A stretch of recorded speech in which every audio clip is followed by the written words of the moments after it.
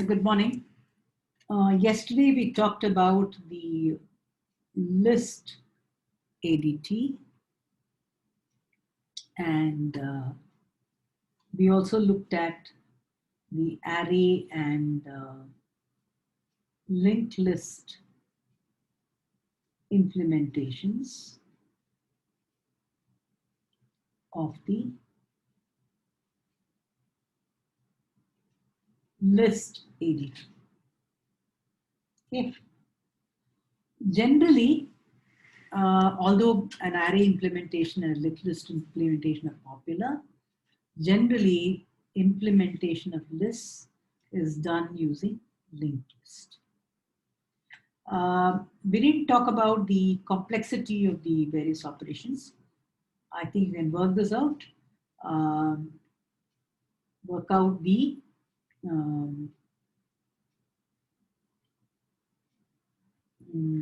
complexity analysis.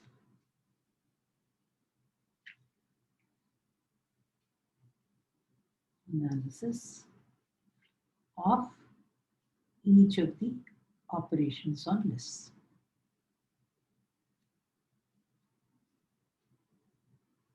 Okay. Now, as I said, list is a very general purpose ADT where you can insert anywhere.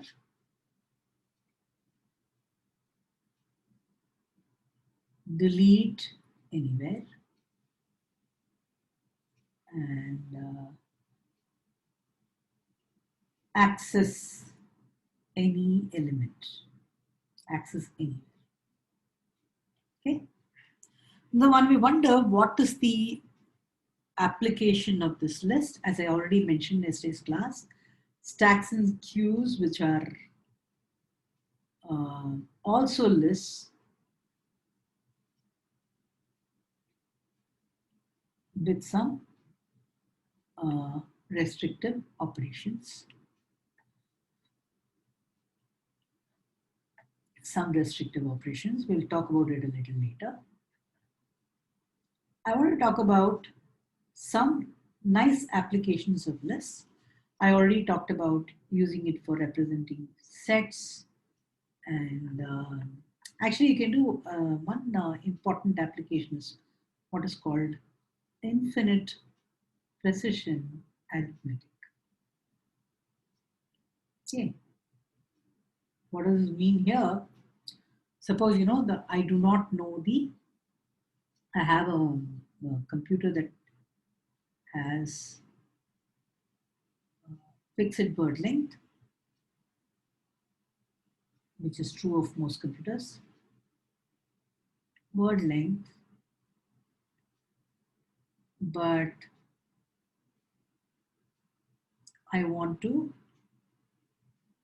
need to perform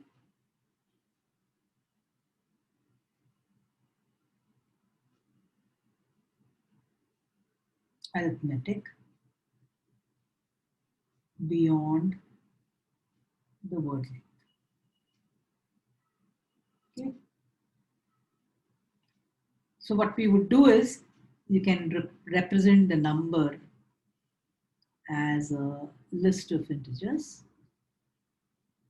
For example, if I have 9,859, I would represent it by a list like this, and another number, let us say, is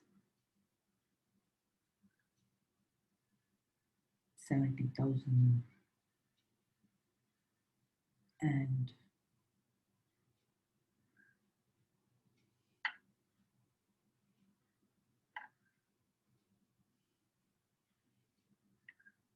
let's say I have something like this.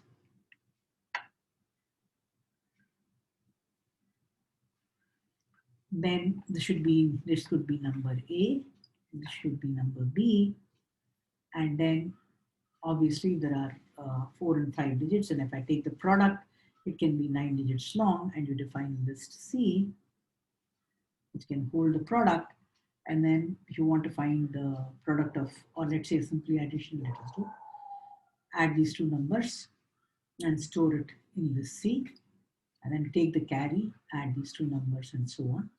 This is called big integer arithmetic, and list can be used for this purpose.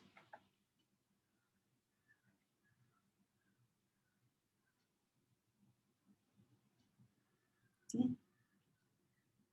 Next, another example is, let's say you want to perform, let's say I'm given two polynomials, p of x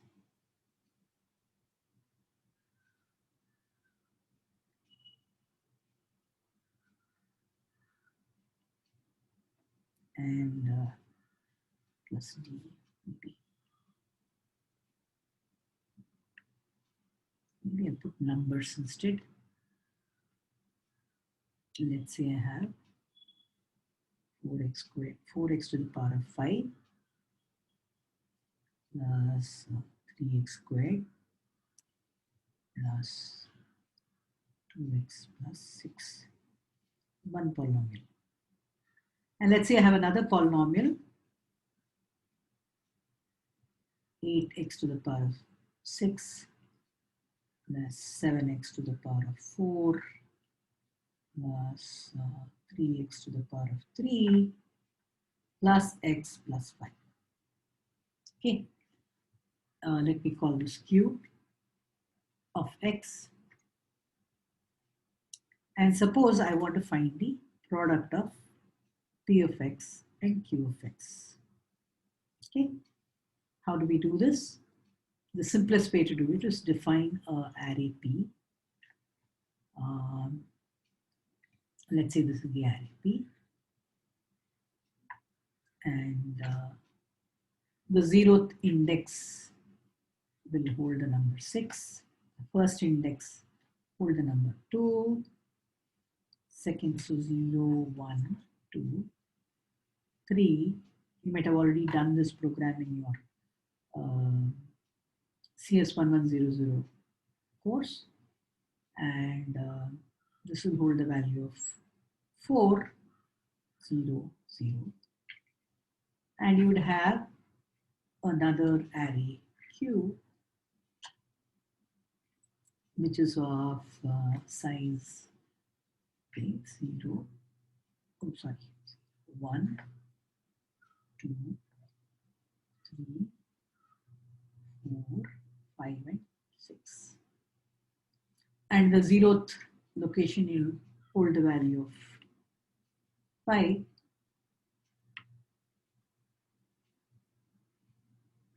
Okay. And here I'll hold the value of 1, 0, 3, 7, 0, and 8. And what is the simplest algorithm that you can think of? So I need an array R. What is the size of the array R? It has to be 6 plus 5, 11, 12 of size 12. Okay. So this is 6 plus, 6 plus 5, 11, 11 plus 1, 12. Yeah, so the maximum degree polynomial is of degree 11. And so this is what you need to create. Okay. Then the simplest algorithm that you can think of is for what do we write? We have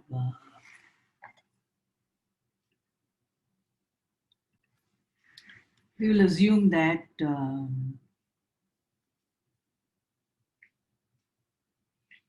R of 0 through 12 is initialized to 0.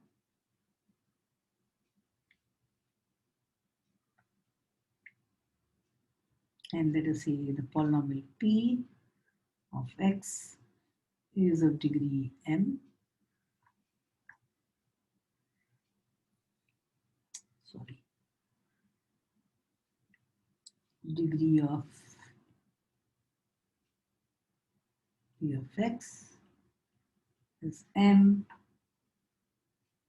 degree of q of x is n, and all that we need to do is can do from do 0 less than or equal to I less than or equal to m minus m, because degree is m, and do 0 less than or equal to j less than or equal to n c of I plus j equals c of I plus j plus p of I star q of j. Okay, and this is the product of the two polynomials, p of x and q of x. A simple algorithm can be written. But there is a little drawback of this. Here itself we saw there are many zeros. Here too it has zeros. So imagine if you had two polynomials which are of the order of x to the power of 1000 plus x to the power of 4 and so on, 6, 4 and so on. And you'll be wasting arrays with lot of zeros. So can we do better? We can, in fact. So what we do is we represent the polynomial again as a linked list. Let's say it's ai x to the power of 5. We assume that it is represented in ascending order of degree. Each polynomial is nomial, can be represented as a list. And an arithmetic can be performed. Anyway, you traverse both lists. Can be performed. And when you multiply two polynomials, you start getting new terms, for example, which are not there originally in the list. Then you just have to do some insertion into the new polynomial. So I believe this is an exercise for you. This is a problem that's already discussed in the course, in the book by Mark Limbis. And what we would do is can be represented as a list. What we do is in the, each element stores the degree and coefficients. Unlike the array-based representation, where the coefficient is implicit, for example, when the degree of the polynomial is 0, we store the coefficient in the particular array. The index corresponds to the degree of the term. Okay, so that's what we saw, and this can be done. There are other, before we proceed, I want to take one more example, but before that, there are other underlying and other representations that can be used for lists.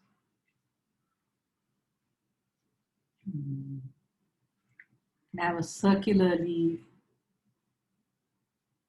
linked list where I could have a pointer like this, and every element and the last element actually points back to the first element, or whatever element. You can say that the list can be found in the circle. Similarly, I can also do this with arrays. I can also write a circularly linked array. I want you to think about it, how you do this. So that the last element, once it gets full here, it goes back and fills it up here. This is also possible, all right? And think about how you do it. And of course, you can have doubly linked lists.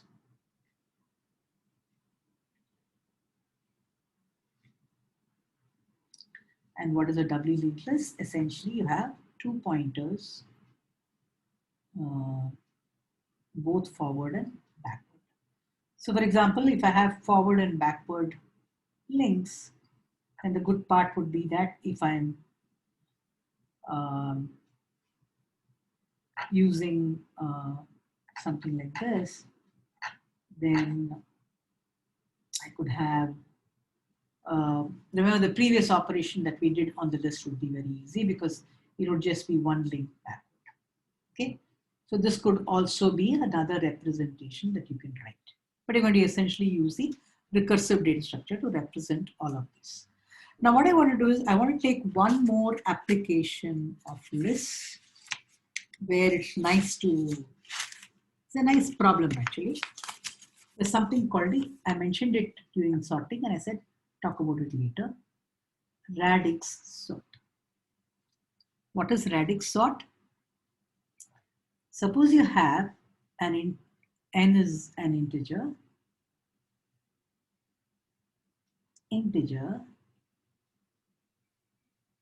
the range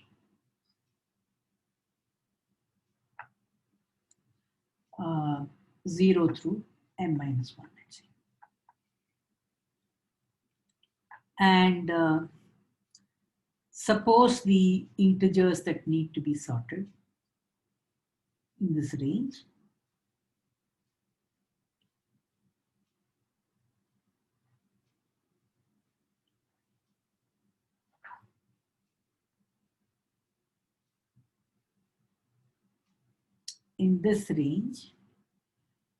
are unique. Okay.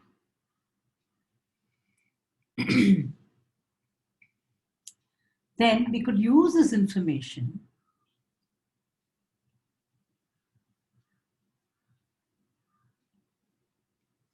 to perform a fast sort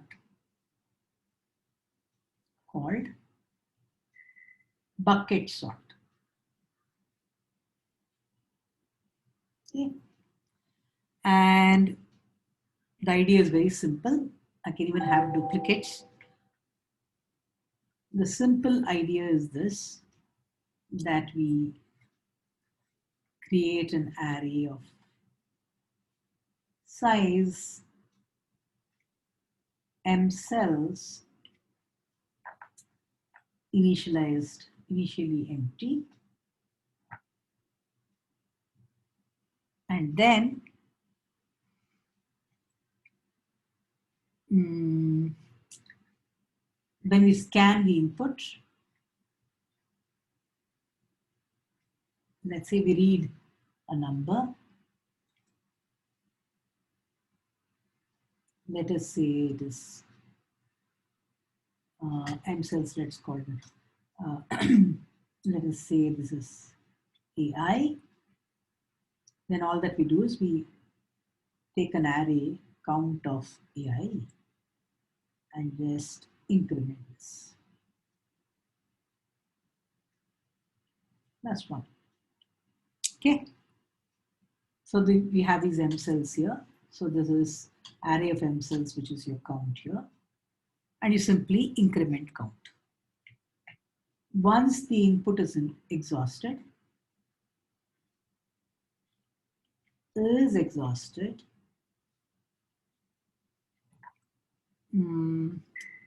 we simply print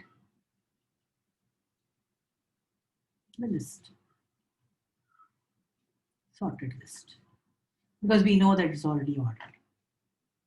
Okay, it's very trivial. And the time complexity is theta of m plus n, which you can work out. Okay. And this, of course, again, if you don't have elements which are, this can be, depending upon the size of n, it can be a very, very large array, and that can be wasteful. So there is a radix sort the actual radix sort is a generalization of this. And we'll show you how lists come into the picture, okay? This bucket sort. This is also called bucket sort, as I said. And the idea is the following. The idea is that we have some numbers.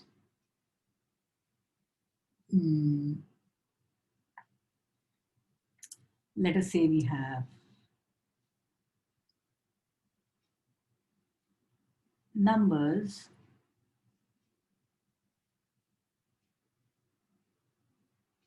in some range.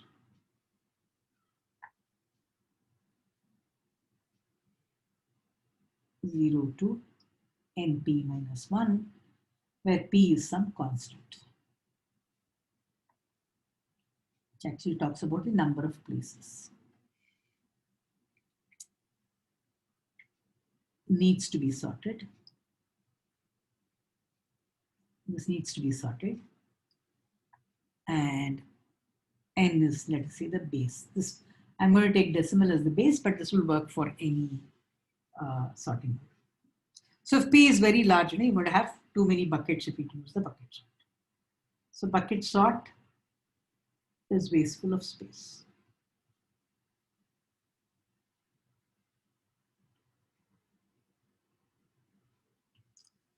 So how can we do better?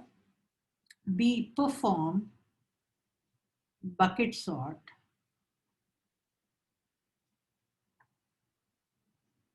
on the least significant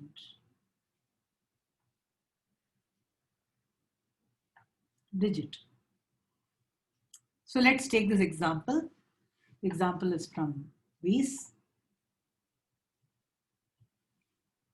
And let's say we have these numbers.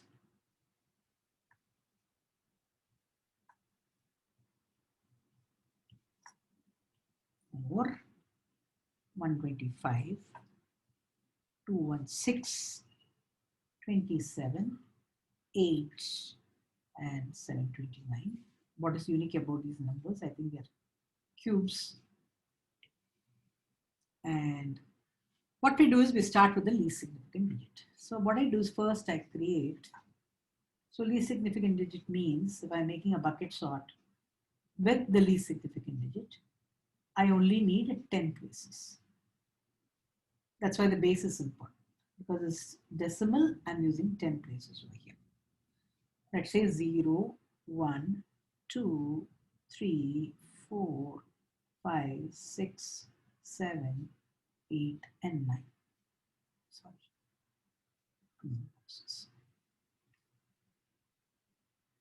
Okay, what do I have? Oh, maybe I need to draw a bigger box.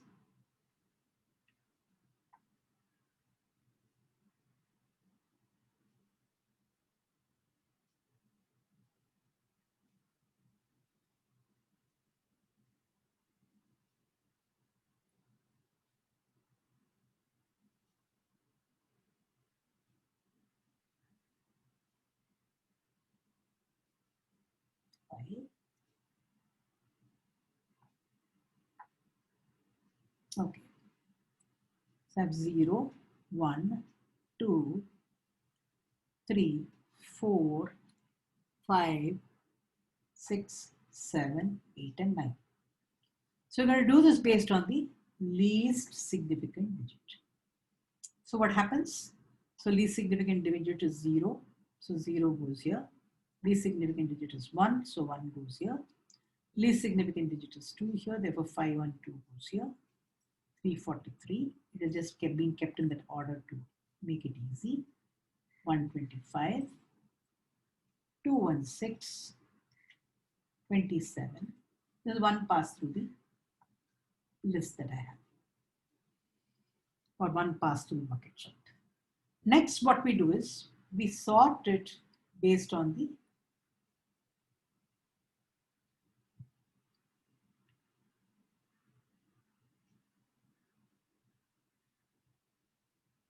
next significant digit.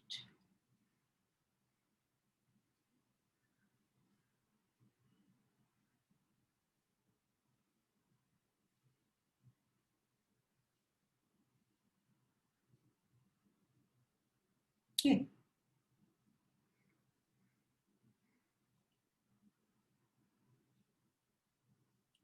So now what do we get?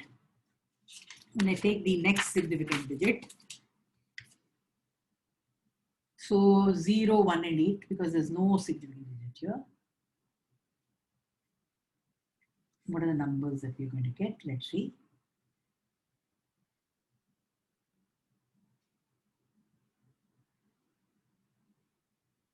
Okay.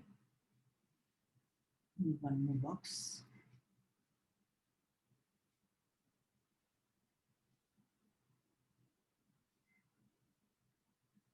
I'll have here 0, 1, and 8 based on the next significant digit. Then 5, 1, 2, 2, 1, 6, and 27.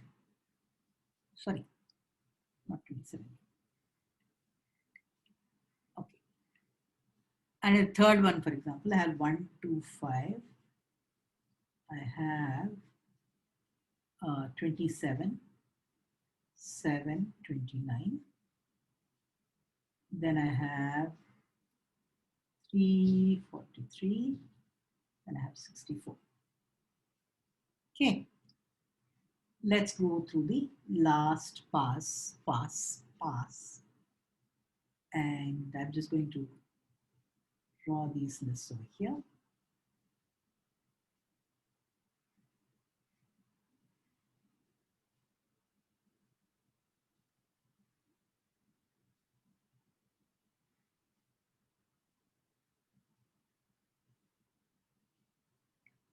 Zero,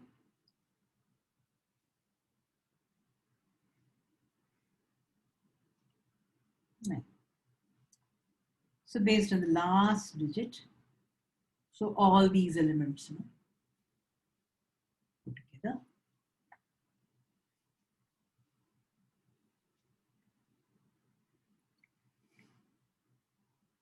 Eight, 27, and also 64 will be here.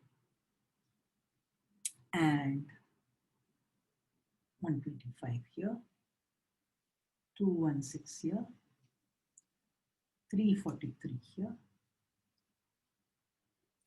512 here, and 729 here. So what's the connection to lists? You keep these numbers in a list. So initially you start off with a list with 10. You could start with 10 lists or an array of 10 lists. And then you keep augmenting the numbers based on the first, second, and third. And if you maintained a sorted list for every one of these, then you could output the numbers in the sorted order.